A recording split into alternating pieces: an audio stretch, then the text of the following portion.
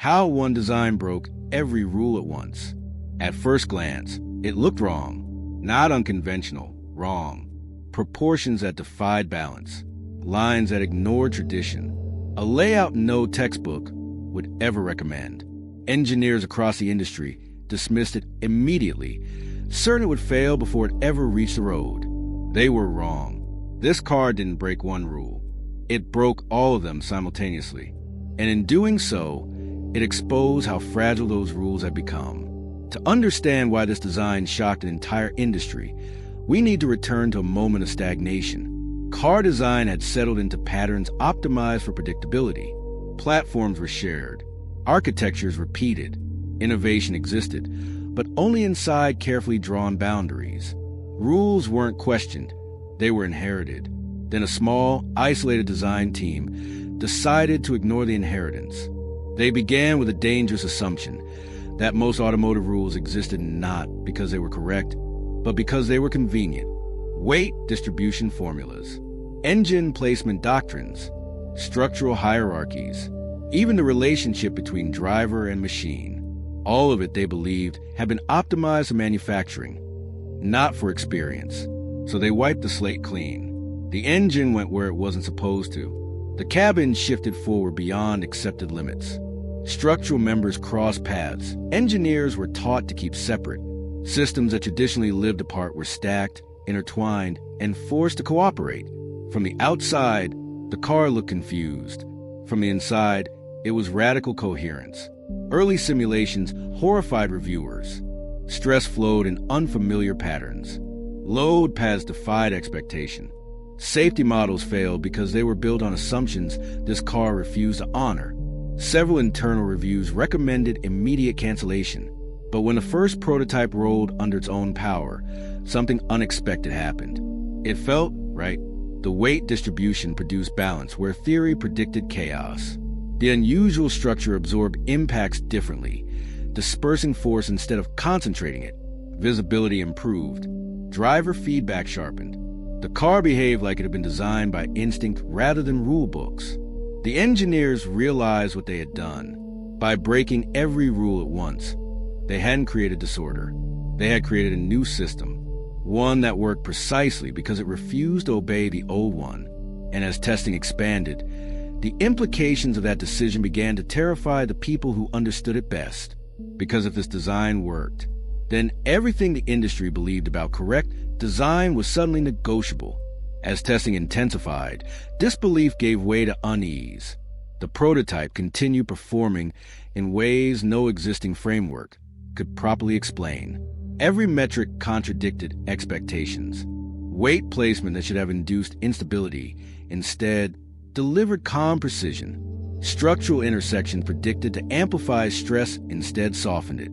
Even crash simulations, rebuilt from scratch, revealed energy dispersion patterns that baffled safety analysts. The problem wasn't that the car failed rules. It was that it made them irrelevant. Engineers attempted to isolate which broken principle had unlocked the advantage. Engine placement, chassis geometry, structural overlap, every variable mattered, and none could be removed without collapsing the whole. The design worked because it was holistic. You couldn't adopt one part without embracing philosophy behind all of it. That realization frightened decision makers. If this architecture succeeded, it couldn't be cherry-picked.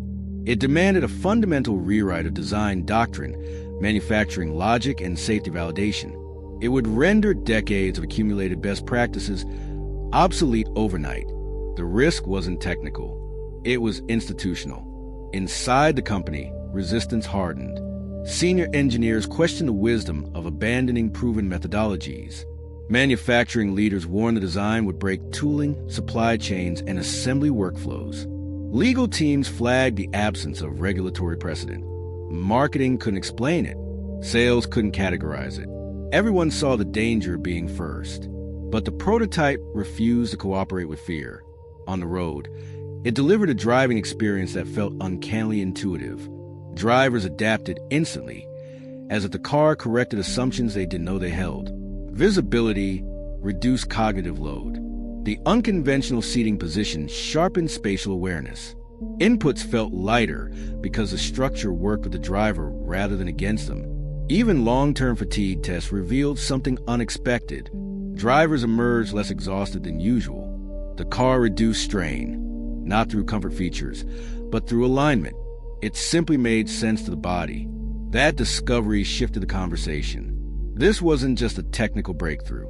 It was a human one. The design didn't fight human behavior. It embraced it.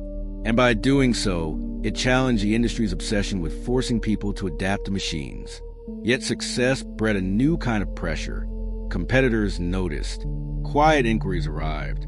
Patent offices lit up. Analysts began speculating. The car was no longer just a prototype. It was a threat to the established order. And when leadership finally demanded a decision, the choice was stark. Adopt the design fully and accept the cost of rebuilding everything, or kill it and preserve the comfort of rules everyone already understood. Because breaking one rule can be dismissed. Breaking every rule at once cannot be ignored. And whatever decision followed would ripple far beyond a single machine. The pressure reached a point where neutrality was no longer possible. Leadership could no longer delay behind studies and committees. The design had escaped the lab. Word spread quietly but decisively through engineering circles. And once an idea proves itself in motion, it becomes impossible to unsee. Internal divisions deepened.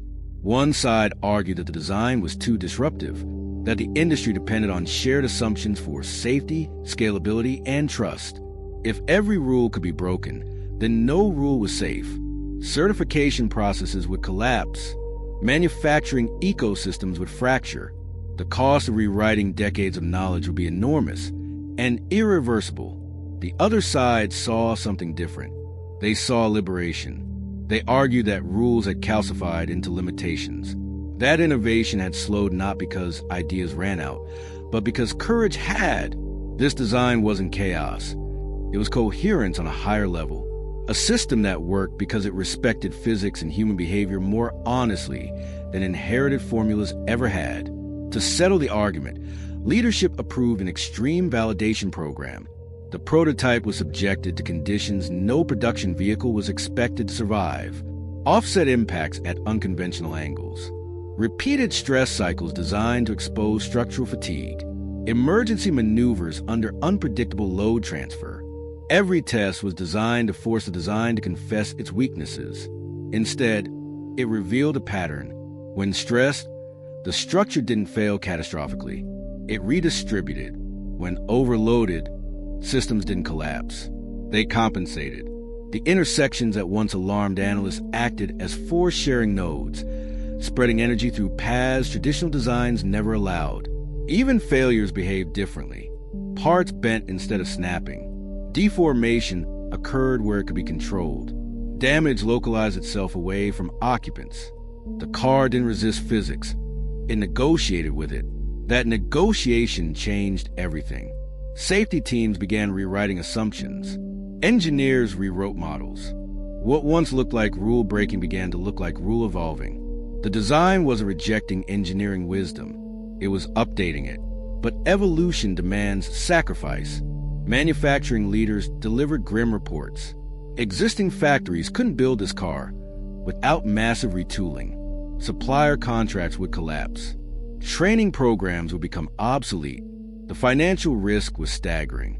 And so the final conflict emerged, not between engineers and executives, but between future and present. Adopting the design meant accepting short-term pain for long-term transformation.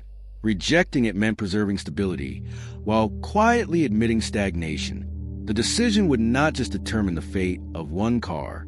It would determine whether the industry was willing to let go of rules that no longer served the world they were built for. And as a final vote approached, one truth became impossible to escape.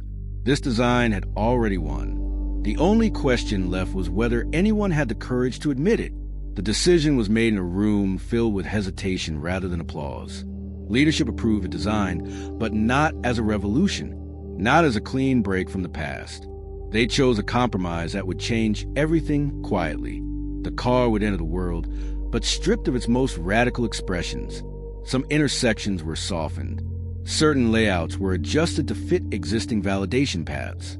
The design remained unconventional, but its sharpest edges were rounded to survive reality. To purists, it felt like surrender. To pragmatists, it felt like survival. And yet, even in restraint, the design could not hide what it was. When production models reached the road, drivers felt it immediately. The balance, the clarity, the strange sense that the car moved with them instead of being controlled by them. Reviews struggled to explain it. Traditional metrics failed. The language of comparison broke down. Writers spoke of intuition, flow, alignment, terms rarely used in spec sheets. Competitors noticed too. Within years, fragments of philosophy appeared everywhere. Cabins crept forward. Structures grew more integrated. Systems once kept separate began to communicate. The industry didn't admit it was copying. It called it evolution. But the fingerprints were unmistakable. The original design, the one that broke every rule at once, never existed in full outside the prototype halls. But it didn't need to. Its purpose wasn't domination. It was disruption of thought. It proved that rules are not laws. They are agreements. And agreements only hold until someone shows a better way. The engineers who built it moved on, carrying the lesson quietly into other projects, other companies, other decades. They didn't preach rebellion. They practiced it carefully, selectively, knowing when to bend and when to wait. And the industry, whether it admitted it or not, never fully returned to the old order. Because once you see that breaking every rule can create harmony instead of chaos, you can never unsee it. The car didn't rewrite the rule book in public. It rewired how rules are questioned in private. Sometimes the smallest shift in perspective becomes the beginning of a new future. How